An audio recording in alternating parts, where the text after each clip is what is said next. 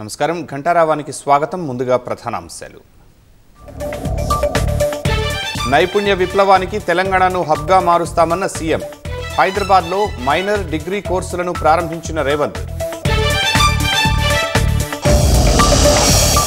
Engineering విద్యార్థులు drug పెడ్లర్లుగా మారడంపై CM ఆందోళన.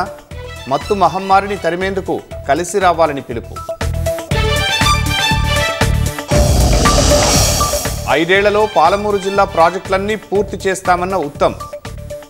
12 లక్షల ఎకరాలకు నీరందించడమే లక్ష్యమన్న మంత్రి. మూసీ నది ప్రక్షాళనకు సిద్ధమైన రాష్ట్ర ప్రభుత్వం.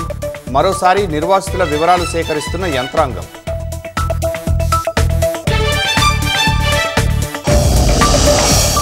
హైడ్రా పేరుతో పేదల ఇళ్ల కూల్చివేతపై కేటీఆర్ ఆగ్రహం.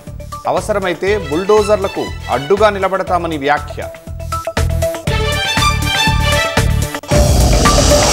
జమ్మూ కాశ్మీర్లో ప్రశాంతంగా రెండో విడత పోలింగ్. 50% పైగా నమోదైన ఓటింగ్.